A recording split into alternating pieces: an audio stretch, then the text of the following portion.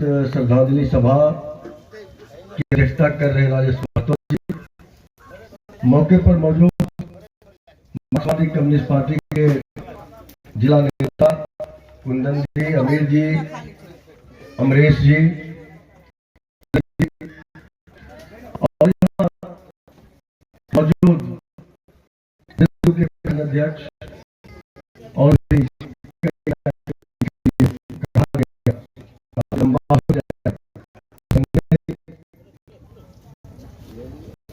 कई हमारे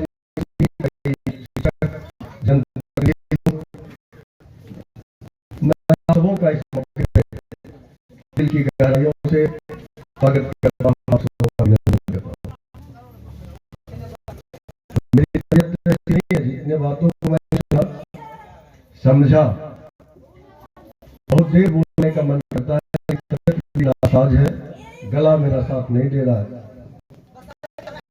दिल्ली रैली में गए थे, लौटे हैं, और हम लोगों का दिल्ली रैली संजय जी की ऐसा नहीं हो, बिना बकरी के तहत उसके जनता के साथ आना, जनता के साथ आना, तो पहाड़ चढ़ के जाना, चढ़ के आना, तो आपके गांव से हमारी उनको पता है कि कितनी का सामना बावजूद मुझे अध्यक्ष जी ने आमंत्रण दिया बोलने के लिए। पिछली बार आया जब श्रद्धांजलि सभा था, और आज जब दरअसल 2-3 बात है जिससे मैं बात रखूंगा। मैं जिस तरीके से बोलने का अंदाज किया, मैं उस अंदाज नहीं, मेरा अंदाज बहुत ही आक्रामक होता है। स्पीच मैंने कहा गला होगा,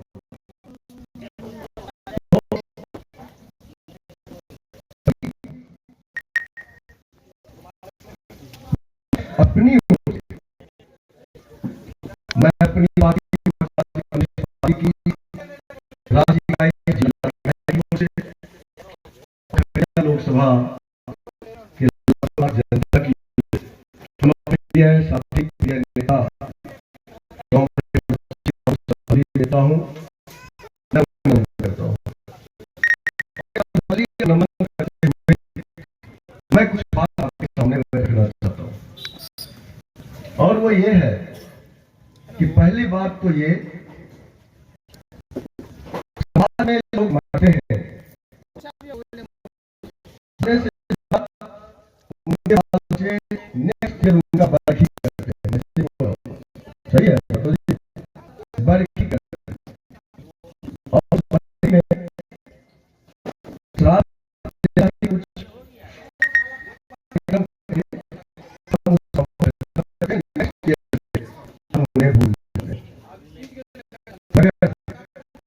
कुछ ऐसे लोग जब मरते हैं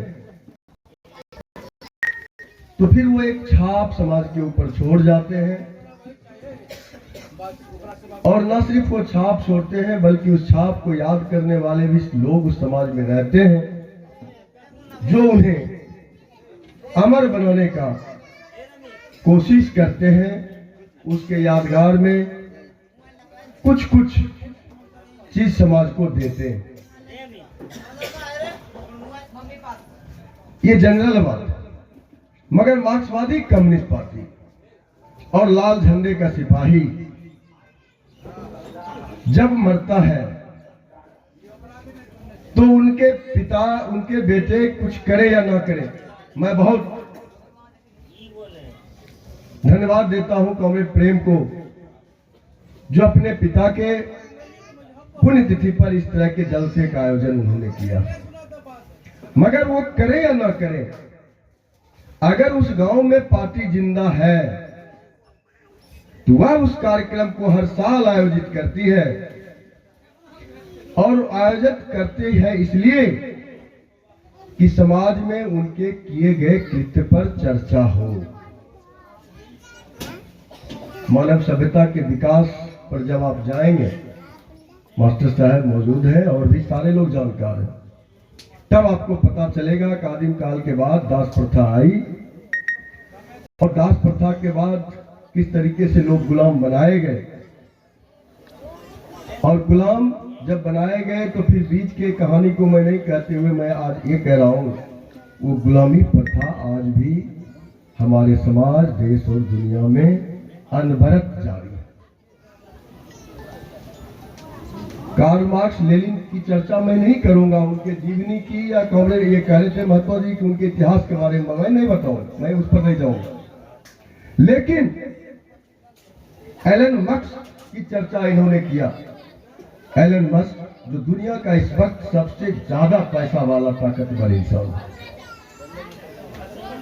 मगर जब एलन मस्क की चर्चा इन्होंने किया तो समाज को यह जानने का भी हक है कि जिस अमेरिका के अंदर एलन मस्क पैदा हुआ और आज दुनिया का सबसे ज्यादा पूंजी रखने का वो ताकत रखता है, आज उसी एलन मस्क और उनके चेले डोनाल्ड ट्रंप के खिलाफ अमेरिका में 3,300 शहरों में 90 लाख लोग अनवरत सड़क पर मुर्दाबाद के नारे लगा रहे हैं। ये जानने का भी आपको हक है, आपको ये जानने का भी हक है। हमारे देश के वजीर आजम जब कहते हैं कि हमारा जीडीपी, सकल घरेलू उत्पाद, पिछले काफी लंबे समय से वो छलांग मार रहा है। सकल घरेलू उत्पाद समझते हैं आप लोग? नहीं समझते होंगे, कुछ लोग समझते होंगे। छलांग लगा रहा है तो पता चलता है कि सकल घरेलू उत्पाद इसलिए छलांग लगा रहा है कि उसमें अडानी और अंबानी जी जो दिन रात उनकी दौलत 4 गुना 8 गुना बढ़ रही है, उसको जोड़ के ये सकल घरेलू उत्पाद। सकल घरेलू उत्पाद का मतलब वो नहीं होता। सकल घरेलू उत्पाद का मतलब होता है कि हिंदुस्तान के गांव में रहने वाले संजय जी से लेकर राम रक्षी राम के बेटे के जेब में क्रय शक्ति की हालत क्या है, उसके जेब में खरीदने की क्षमता कितनी है, यह है सकल घरेलू उत्पाद का मतलब। आम नागरिक के जेब की हालत।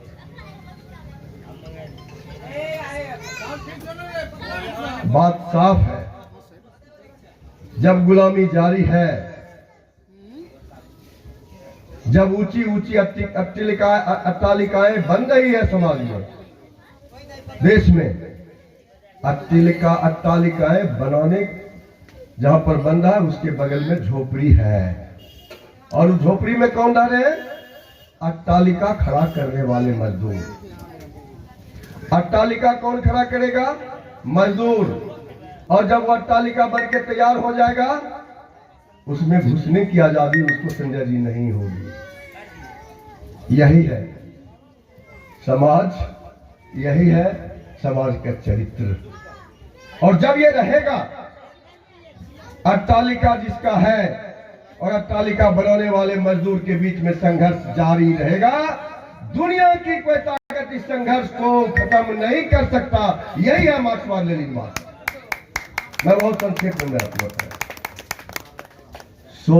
शोषित और शोषक जब तक समाज में जिएगा, संघर्ष रहेगा। संघर्ष कमजोर पड़ सकता है, संघर्ष छोटी हो सकती, संघर्ष खत्म नहीं हो सकता। ये विज्ञान का नियम है। क्रिया के बराबर विपरीत प्रतिक्रिया, जो साइंस के विद्यार्थी है, बात समझ रहे हैं? मैंने धक्का मारा, चोट हमें भी लगा, हमें भी लगा, और जब हमें चोट लगा तब हमें एहसास हुआ कि इस टेबल के साथ हमारा क्या रिश्ता है। यही बात। इसीलिए कॉमरेड रामरक्षी राम एक गरीब परिवार में, एक रविदास परिवार में पैदा जरूर हुए, मगर दुनिया और देश के अंदर अमीरों और गरीबों के बीच में जो खाई और उस खाई को पाटने की लड़ाई शोषक और शोषितों के बीच में, इस चीज को उन्होंने बहुत कम पढ़े लिखे रहने के बावजूद भी बहुत पहले समझा। और मैं ये कह रहा हूं, बुरा नहीं मानिएगा, इस समझ रखने के चलते हमसे आपसे वो बहुत बुद्धिजीवी और बुद्धिमान इंसान थे। उन्होंने जाना इस खाई को पाटे बगैर न समाज से कुरीति खत्म हो सकती, न समाज से जुल्म अत्याचार खत्म हो सकता, न समाज से व्यभिचार खत्म हो सकता, न समाज से लूट मार भ्रष्टाचार खत्म हो सकता, और न ही समाज के अंदर जो भी घटना घटती है, जिस घटना का सीधा सरोकार समाज से है, वो घटना खत्म नहीं होगा। और उन्होंने समझा इसका एकमात्र रास्ता है, वो रास्ता है मार्क्सवाद लेनिनवाद का, इसका एकमात्र रास्ता है लाल झंडे का। इसीलिए मैं उन्हें सलाम करता हूं, मैं उन्हें नमन करता हूं। ये समय, ये जगह, ये मंच राजनीति का नहीं है, मगर दुनिया में जब कोई घटनाएं घटती है, इंसान जब कोई बात अपने लबों पे लाता है, वो राजनीति से अलग नहीं होता। इसको भी आप समझिए, वो प्रेरित होता है, वो नहीं होगा अलग। हमारे बुजुर्ग किसान, हमारे अभिभावक अभी आए थे, इस जगह चले गए लगता है। उन्होंने, उनसे महतो जी ने कहा कि बोलने के लिए, उन्होंने कहा मैं बोलूंगा तो लोगों को कष्ट होगा, मैं नहीं बोलूंगा। फिर उन्होंने कहा कि नहीं बोलूंगा ही, और उन्होंने बोलते हुए क्या कहा, उन्होंने कहा कि कम्युनिस्ट पार्टी से समाज को कोई फायदा मिला नहीं, कम्युनिस्ट पार्टी से बोबिल का गरीब वो बिल्कुल परेशान है, तंग और तबाह है, ये वो उन्होंने कहा। मगर मैं आपसे पूछना चाहता हूं कि कई लोग बेलदौर के अंदर, आरा, छपरा, गोपालगंज, सिवान के जमींदारों का उपनिवेश बेलदौर हमारा, और उस जमींदारों के उपनिवेश जिस पर वो कोबरा की तरह कुंडली मार करके फन फैला करके बैठा था, उसे जमीन का आर मालूम नहीं। बेलदौर की हमारी गरीब जनता, शोषित, पीड़ित, दलित, महादलित, पिछड़े हुए समाज के लोग उस जमीन में अपने हाथ को लगाते, और जब अनाज पैदा होता तो चूंकि उसका हम कर्ज खाए हुए हैं, हम अपने भाड़े से उस अनाज को वहां पहुंचा देते। हमारी यही नियति थी। नहीं जरूरत है। मैं अपने उन गार्जियन से और आप लोगों से भी कहना चाहता, क्या ये सच्चाई नहीं कि बेलदौर के उस जमींदारी प्रथा को तोड़ने का कोई ताकत और कोई साहस दिखाया, वो लाल झंडा दिखाया, कम्युनिस्ट पार्टी मार्क्सवादी ने दिखाया। क्या ये सच नहीं? और मैं तो बहुत ही बेबाकी से मैं कहता हूं, आज हमारे संजय भाई हो या कोई और हो, आप लोगों के पास भी इस इलाके में जो जमीन है, उस जमीन के कुछ टुकड़े उस आंदोलन के चलते आपके पास। आप आंदोलन में नहीं आए, आप खरीदे, मगर उसको भगाया कम्युनिस्ट पार्टी, भगाया लाल झंडा, बेचने के लिए मजबूर हुआ वो जमींदार, आप खरीदने में सफल हो गए। ये सच है संजय भाई, ये सच, इसको स्वीकार करें। वापस करना पड़ेगा। अब सवाल ये उठता है कि हम लोगों ने घर को बसाया बोबिल के अंदर, हमारी पार्टी ने लाल झंडे के नेतृत्व में बटेदारी आंदोलन चलाया। भूख आपको लगी है, खाने का गुहार आपको लगाना पड़ेगा। हम सिर्फ रोटी और आपके भूख के बीच का एक मार्गदर्शक हो सकते, मगर भूख आपको लगी और आप गुहार नहीं लगाइएगा, मार्क्सवादी कम्युनिस्ट पार्टी उस रोटी को छीन के चबा के आपके मुंह में डाल देगा और कुंभकर्ण के तरह आप खा के सोए रहिए। विज्ञान के नियम के खिलाफ। ऐसा नहीं हो सकता। इसीलिए कम्युनिस्ट पार्टी ने कहा दुनिया के मजदूरों एक हो, और दुनिया के मजदूरों एक हो जब उसने कहा तो उसने मुट्ठी बांधा। आप मुट्ठी बांधिए। जब आप मुट्ठी बांधिएगा, चारों छितराया उंगली एक होगा, आपके हाथ में ताकत आएगा, आपको महसूस करिएगा। और जब आप मुट्ठी खोलिए, आपका उंगली छितराएगा, आपको लगेगा कि हमारा हाथ कुछ बलहीन हो गया। यही चीज बेविल में हुआ। हमारे कॉमरेड प्रकाश शर्मा कैंसर का शिकार होके अकाल मौत के शिकार हो गए। रामरक्षीदा चले गए, बालेश्वर केसरी चले गए, कॉमरेड तुरंती चले गए। और जब ये चले गए तो जो कुछ पार्टी के लोग बचे चले अलावे, उसमें से कई लोग इस बेरोजगारी, इस महंगाई, इस भ्रष्टाचार के जमाने में पेट के आग के सामने शॉर्टकट रास्ता का उन्होंने चुनाव किया। और वो शॉर्टकट का रास्ता क्या है? दलाली। जमींदार का दलाली कर लो और उस जमीन पर से जो बसे हुए लोग हैं उन्हें वो जमीन जमींदार बेच लेगा। हम आज 10 धूर पर हैं, हमें दो कट्ठा मिल जाएगी। इतना समझो। मगर मैं आपसे कहता हूं, बाघ अगर मेमना से दोस्ती करेगा, बाघ भूखा रह जाएगा। इसीलिए बाघ ने एक बार एक लोमड़ी को कहा कि तुम नीले रंग में रंग जाओ। वो नीले रंग में रंग गया और कहा कि आज से इस जंगल का राजा कौन? तुम। तो कहा कि ऐसा कैसे हो सकता? कहा हाँ, हम बोल रहे हैं ना, जंगल के राजा हम बोले, जंगल का राजा आज से तुम। सिंहासन पर बैठ गया और जब वो सिंहासन पर बैठ गया, कहा तुम अपना आवाज लगाओ। लोमड़ी हुआ करने लगा, सारा लोमड़ी जमा हो गया। देखा कि तो बाघ कभी यहाँ का राजा हुआ करता था, आज तो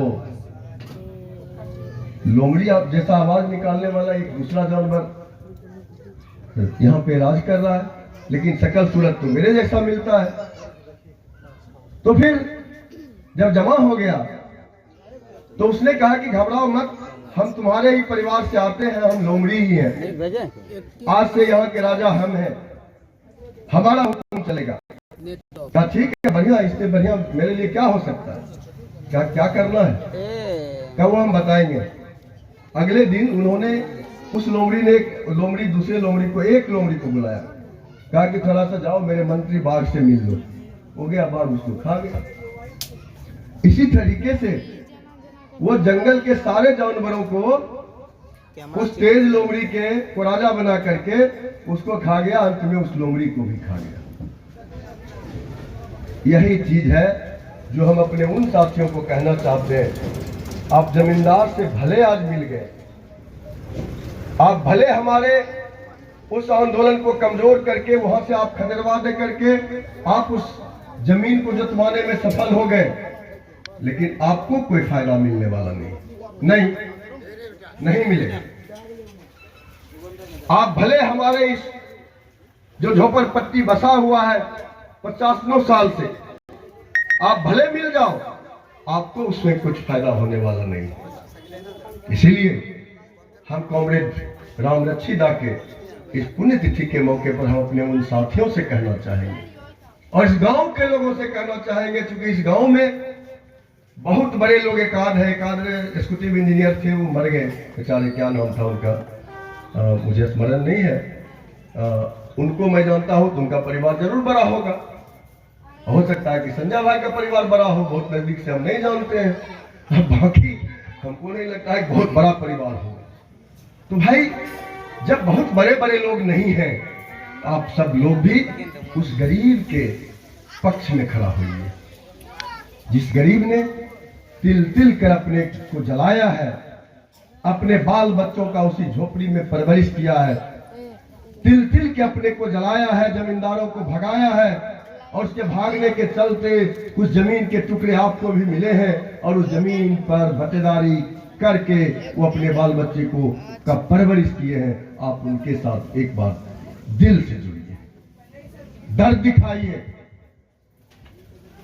यही है कॉमरेड रामव्रत श्री राम का रास्ता, मगर वो नहीं है। आज हो क्या रहा है? आज बड़े पैमाने पर शराबबंदी में, मुखिया जी आपके पंचायत में दारू बहुत बनता है, मुझे मालूम।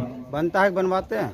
नहीं बनवाते हैं, मैं नहीं बोलूंगा। नहीं नहीं, वो आप पत्रकार, आप कुछ भी बोलते बोलते कह दियो मुखिया जी को। बहुत बड़े पैमाने पे मुखिया जी के सामने हम हार रहे। बड़े पैमाने पे ये क्यों हो रहा है?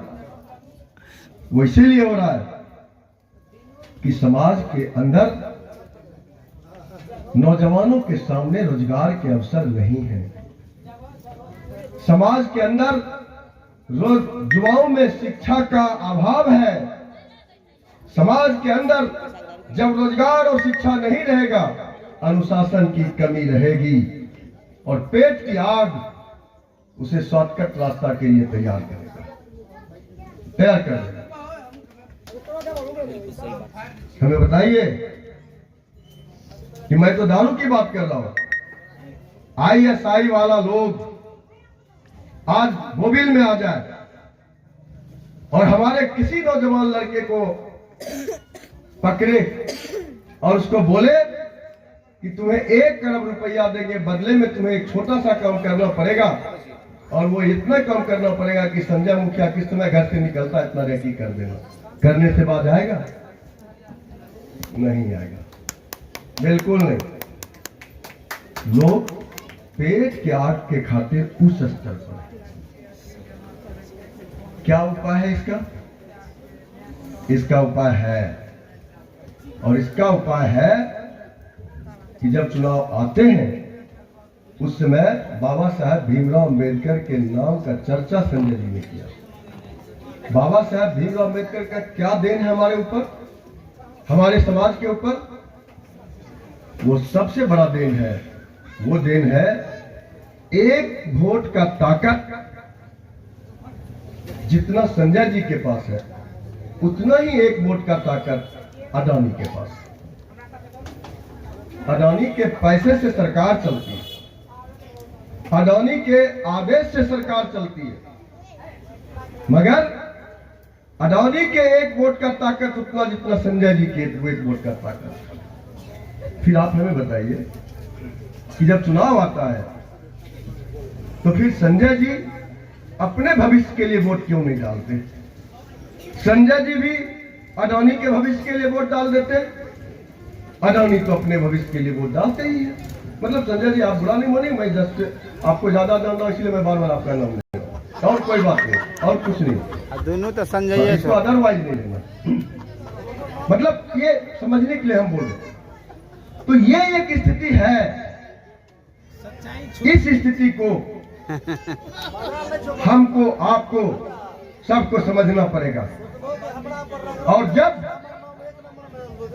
हम वहां से उतरते हैं तब हम ये कहने आए हैं कि इस चीज को समझिए, इस चीज को पहचानिए, और जब चुनाव का समय आवे, आप हिंदू नहीं रहिए, मुसलमान नहीं रहिए, आप कुशवाहा मत रहिए, आप यादव मत रहिए, आप शर्मा मत रहिए, रविदास मत रहिए। आप उस समय में इंसान रहिए, किसान रहिए, मजदूर रहिए, छात्र रहिए, नौजवान रहिए, और आपके समस्या का, इसके समाधान का प्रोग्राम लेके जो सामने खड़ा हुआ आप उसके साथ बनल से सब ये समझ आपको पैदा करना पड़ेगा। सबसे लेवे पैसा। अब आप हमें कहिएगा कि आप हार गए इसीलिए वोट नहीं, हमको बहुत वोट हासिल हुआ, काफी। अरे भाई वहां के बंधन तो 2.5 लाख पे रो रहा था, हमको 4 लाख पर है। 4 लाख हमको क्या रोना, और वो बड़ी ताकत हमको दिया। और जब चुनाव आया उस समय संजय कुमार से संजय कुशवाहा हम भी बना दिए गए, और चुनाव 6 महीना तक संजय कुमार कुशवाहा ही रहे, फिर जिसने बनाया उसी ने कुशवाहा का डिग्री भी मेरे से छीन लिया, फिर संजय कुमार है उड़ा गया। ये है समाज का रूप। इस रूप को आप पहचानिए, इसको पहचानिए। अभी वो गम गम कर से बगल में हम आज आपसे कहने आए, हल्का कर पूरे बाबा साहेब भीमराव अम्बेडकर जिनके संविधान को आईना के रूप में देखकर हम अपनी ताकत का पहचान करते, जिस संविधान के भरोसे हमारे देश का जमहूरियत